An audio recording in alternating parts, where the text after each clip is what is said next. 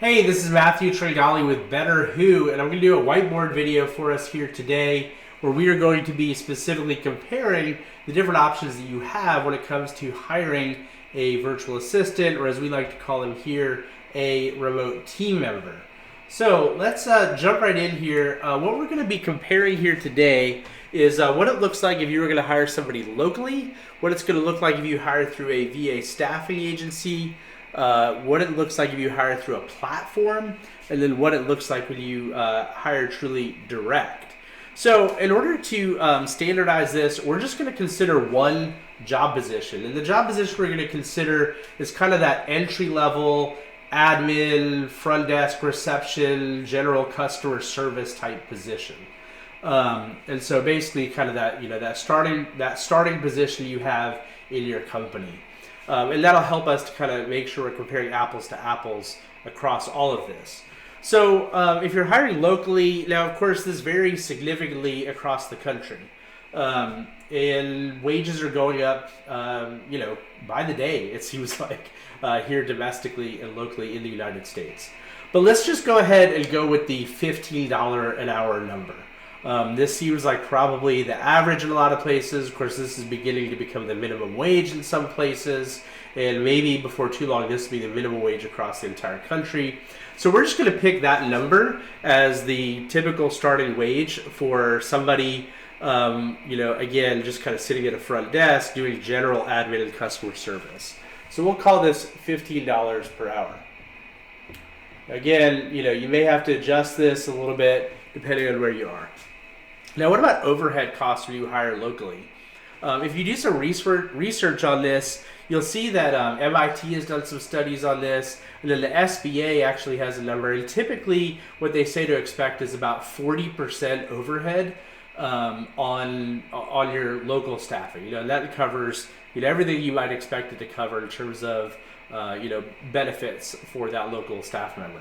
Now, having said that, there are other studies out there that some CPA firms have done where they say that the real number is actually more like 80% after you factor in training and staff turnover, things like this, that the real cost is actually about 80%. But let's just be conservative. We'll pick this 40% overhead number here.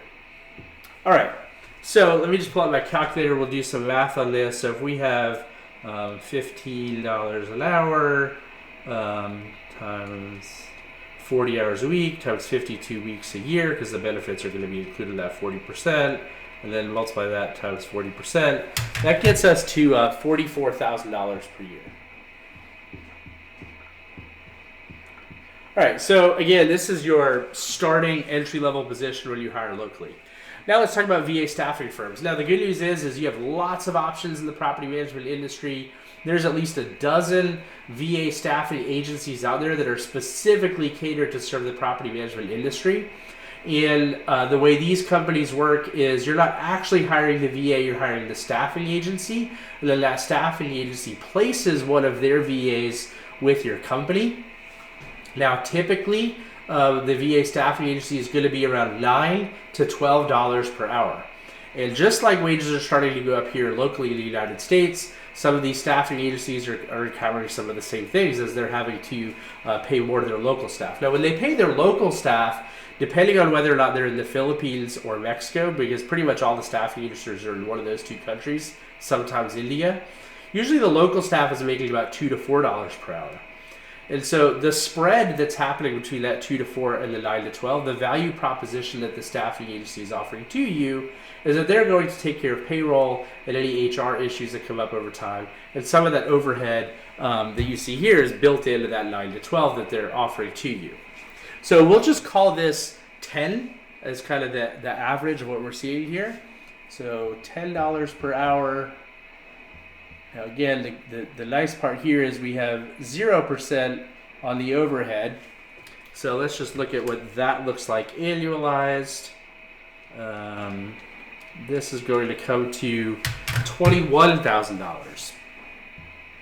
So the good news is that when you go to the VA staffing agency, as you can see, you're already drastically cutting your prices. You went from $44,000 to $21,000. That's fantastic. All right. Now, there are also options that exist in our industry where you can go to a platform, a website, where there are remote team members on the website that you can hire, and then you pay the remote team members through the website.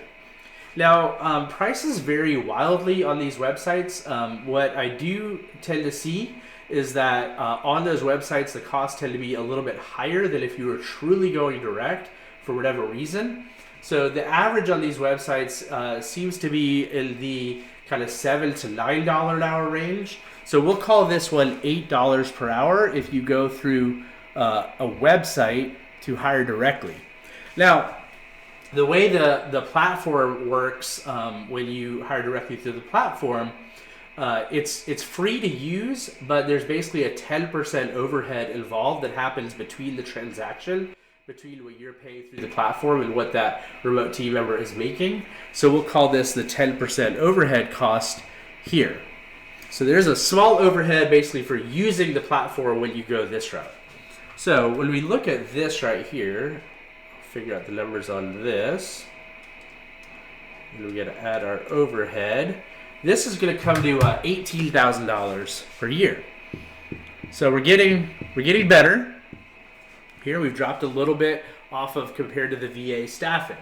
Now, when you truly hire direct, you don't go through a platform where you don't have to pay that overhead.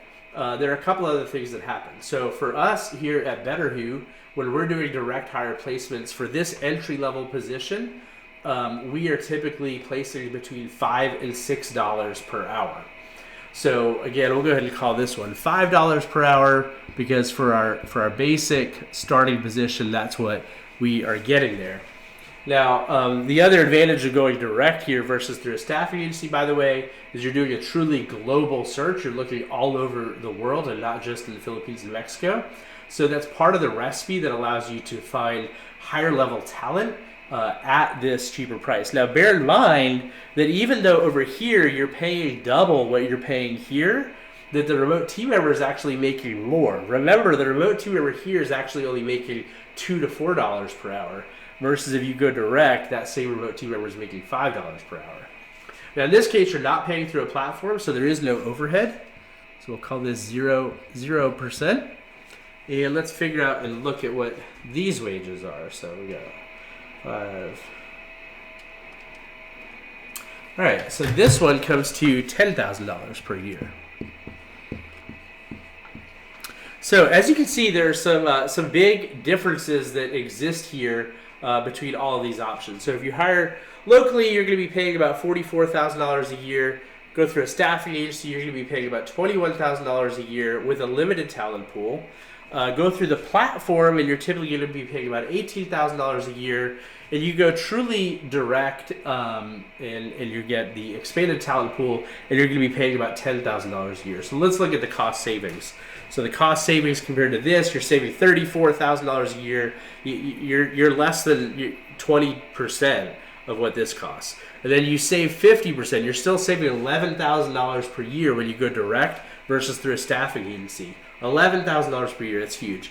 And then even when you go through a platform where the wages tend to be higher for similar talent levels and there's some overhead, you're still saving $8,000 per year by hiring direct versus going through a platform. So I hope you found that helpful, and you can see the real impact that this can have on your business when you hire direct.